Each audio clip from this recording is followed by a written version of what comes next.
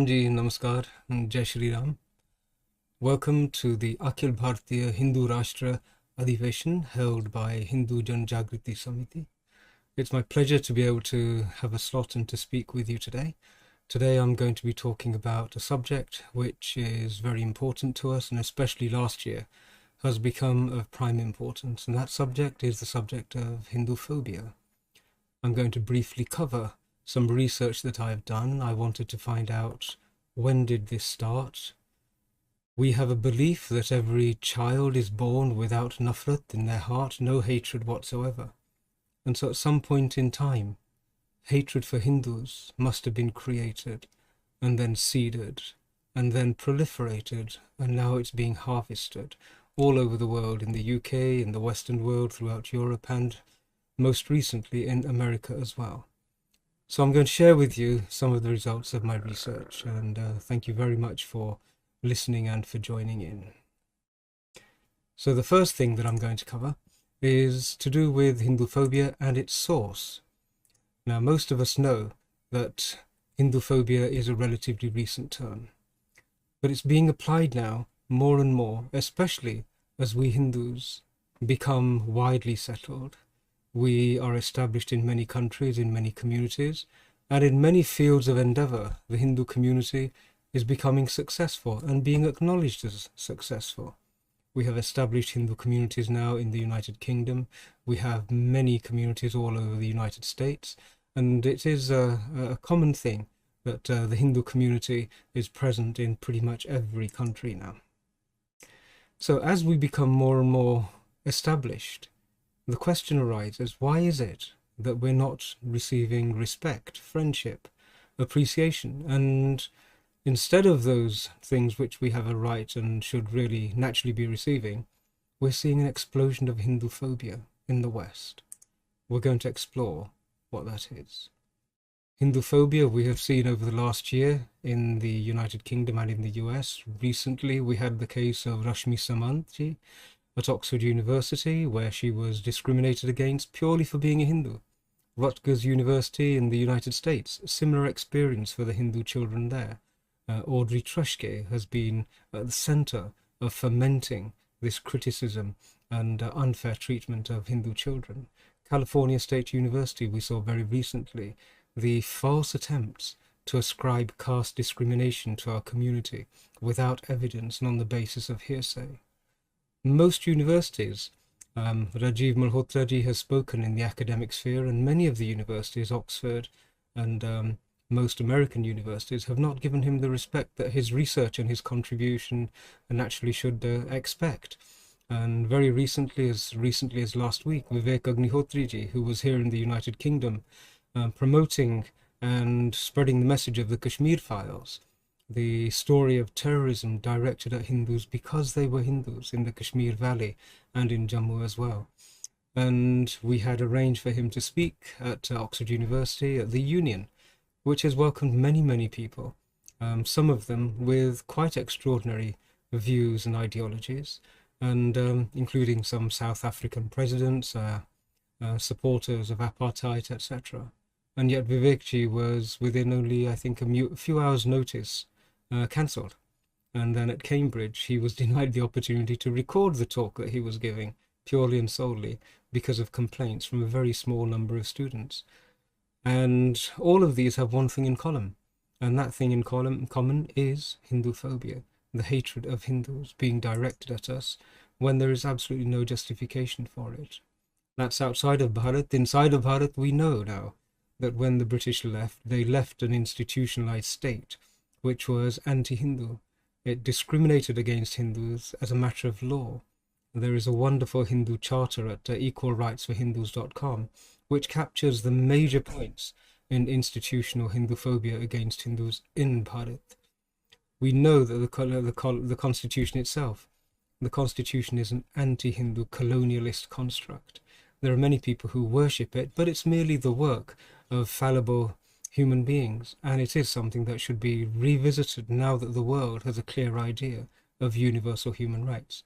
But we have Hinduphobia established in Bharat against Hindus, the indigenous population of that land.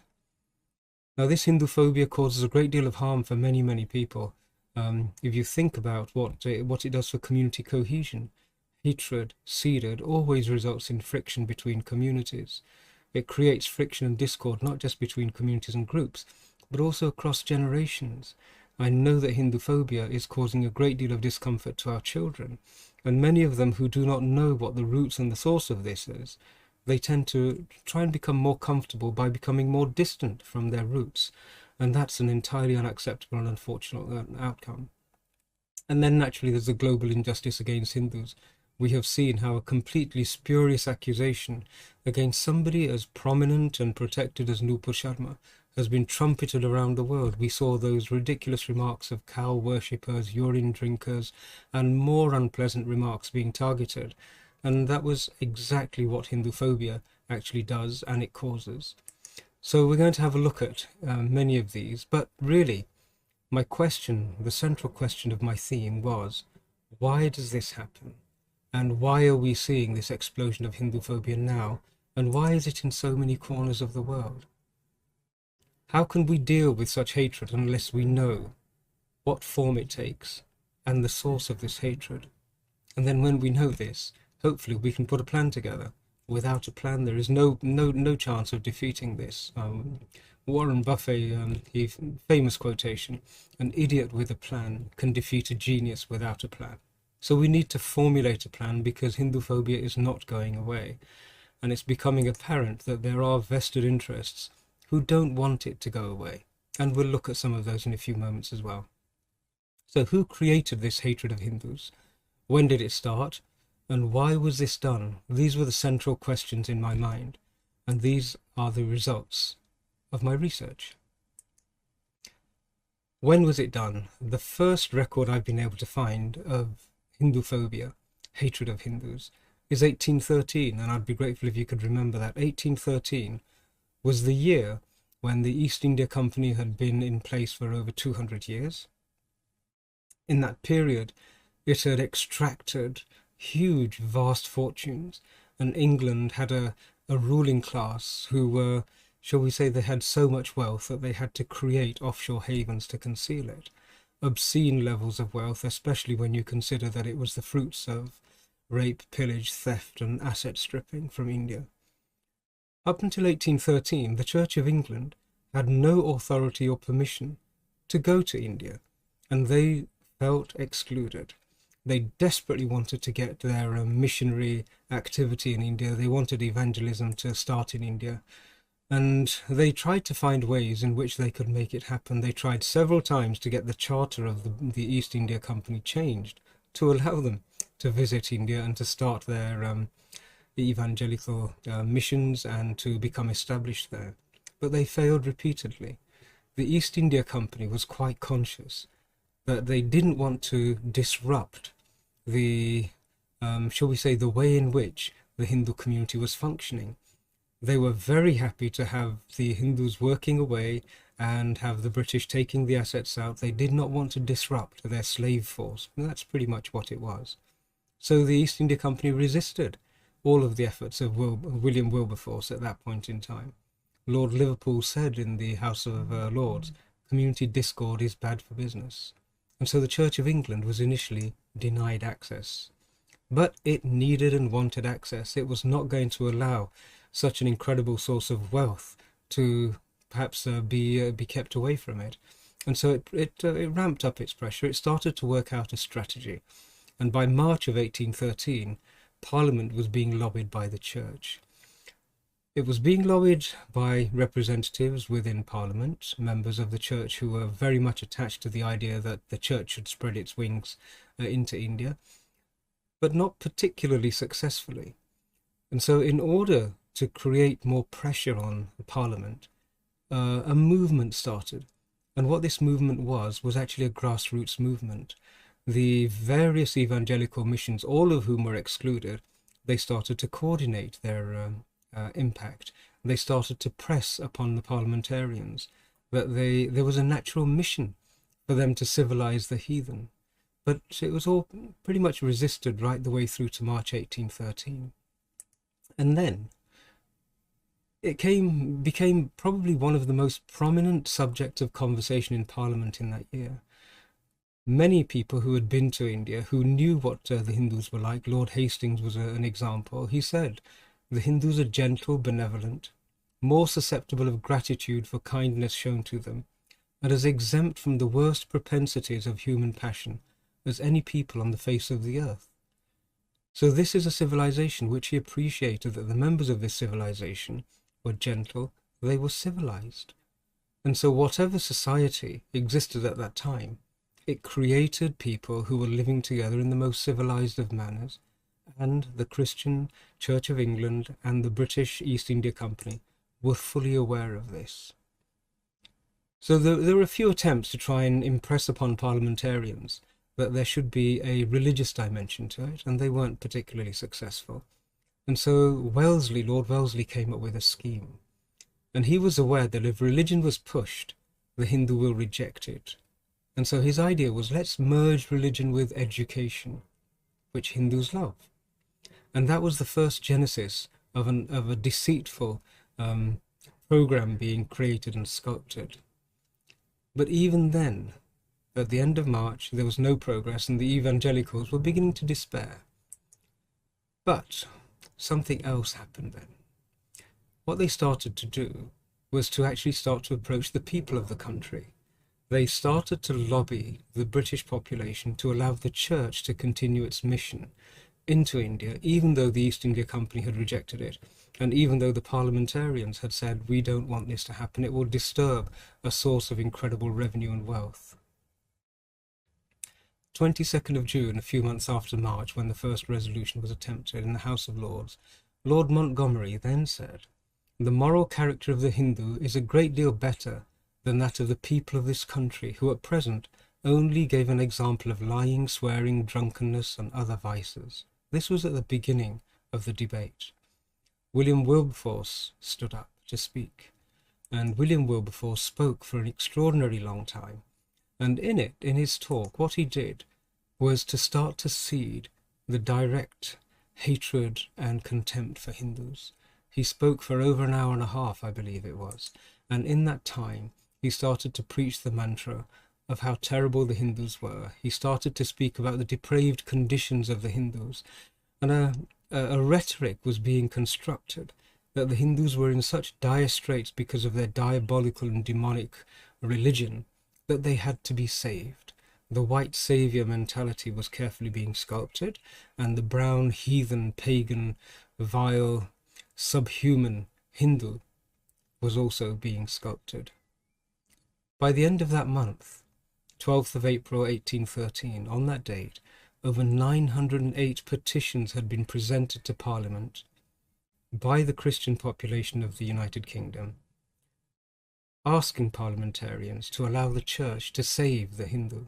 This was the highest number of petitions ever presented, and it was only possible because from every pulpit, from every schoolmaster's desk, the mantra had gone out that the Hindus were evil, that they were guilty of sati, that polygamy was rife, that infanticide was a fundamental part of the Hindu religion, and that idolatry was the grand abomination of the people of that country, who at present only give an example of lying, swearing, drunkenness, and other vices.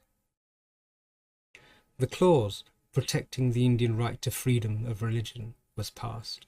So make a note.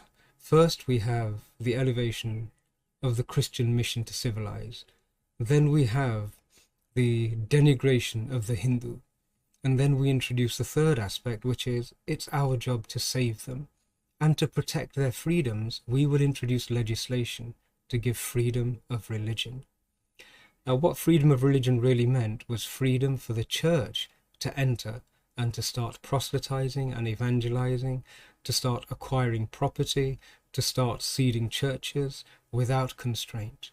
And this was what William Wilberforce achieved. It wasn't just in India that the seeding of hatred for Hindus was undertaken with such ruthlessness and precision. The same hatred for Hindus, for the children of India, then transferred itself with the Christian missionaries to the United States. Remember, the United States is on the other side of the world, diametrically opposite to where India is. And yet, it became a common statement to say, kill the Indian, save the man. And the campaigns were all using the rhetoric of hatred for Hindus, hatred for Indians, which had been seeded and so successfully harvested in India. Now it was seeded and began to be harvested in the United States. You may have heard of the terrible crimes of the Anglican churches in Canada, and across America, where they would kidnap children, often at gunpoint from their parents, and put them into what were essentially juvenile concentration camps, where they were beaten if they spoke their own language, their names were changed, their hair were cut, they were Christianized, they were anglicized, they were westernized. The attempt was exactly the same as it was in India, which was cultural genocide or ethnocide, the erasure of the indigenous identity, with the tag of Indian and Hindu attached to it. So the evidence that I've presented, it confirms that global anti-Hindu sentiment was spawned by the churches. It was started by the British Church of England, and the Church of Scotland was also engaged in this, and the other religious institutions. And it was started and spearheaded by William Wilberforce in 1813. And it may be worth noting that he is the person accredited with stopping slavery. But that also should be scrutinized, that reputation should be scrutinized a little bit more. In that time, those petitions that were being raised, 908 of them, over 500,000, 500,000 British Christians signed those petitions. And they signed them because they were deliberately and willfully misled by the evangelicals in the churches and in the schools. So this is how the national consciousness of the United Kingdom was seeded with hatred for Indians at that time. And it has never been reversed. It has never been reset. It has never been rectified. And so even to this day, there is this deep-seated subconscious bias, a hatred for Hindus. And the moment that a Hindu starts to step forward and assert some rights, it's remarkable how quickly those colonialist tropes and those seeds of hatred start to bear fruit, and hatred manifests itself too easily. All three aspects are present even today. The church suddenly starts to feel that it has a savior mentality, and it has to save the Hindu, who has a savage mentality, and it has to be done as a favor to the Hindu. And all of this, I'm suggesting, according to the evidence, was born in the United Kingdom. And this is why the Western nations have this unpleasant proclivity to suddenly become anti-Hindu at the drop of a hat. So even in the 21st century, we now have global Hinduphobia throughout the Western Euro-Christian world. I'm hoping now that you know why this happened, when it was seeded, and who was behind it. Now that we know this, we have an opportunity to start to reflect on what needs to be done to reverse this and for justice to be done. But the question that I'd like to leave you with is, what are we going to do about it? It's up to us to now address this. It's up to us to find the vocabulary and to challenge the institutions and demand that they acknowledge that this is what they did. The evidence is irrefutable, and I'm more than happy to share it with anybody who wishes to inquire further. But if we are going to have a Hindu Rashtra, the re-emergence of the oldest dharmic continuous civilization on the planet, the civilization which elevated humanity to a direct connection with divinity, the civilization which gave humanity yoga abhyas, yoga vidya, mathematics, ayurveda, medicine, and so much else in terms of knowledge and wealth. The civilization that people used to walk for many months and years to find, so that they could find themselves, so they could sit at the feet of learned people.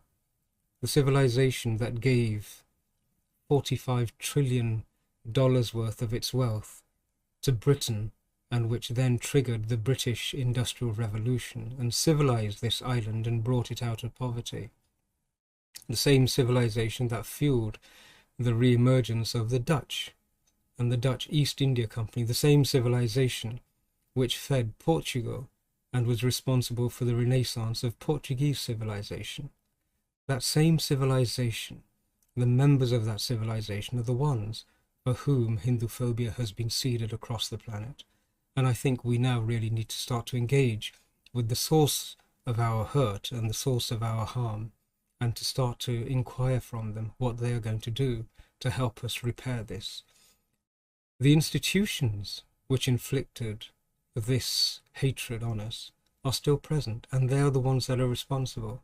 By and large, the average population in the United Kingdom, in Holland, in Portugal, in France, they are not aware of what was done by their governments and their institutions and their religious institutions, and they need to know.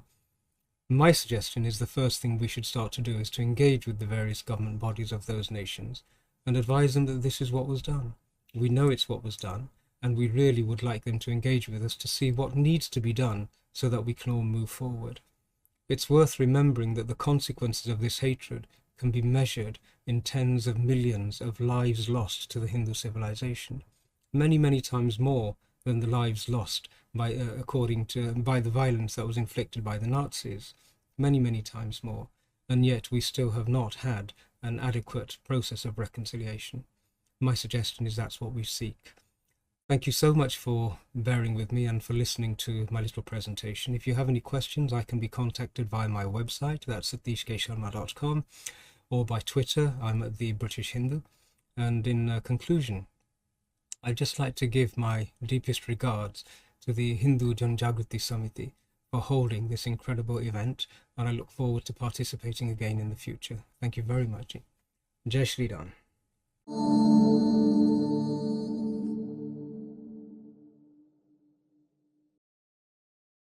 Please remember to subscribe to us and switch on the notifications for this channel. For our other social media links, more content, and to support our work, please visit citti.net. Dhanyavad. Namaskar.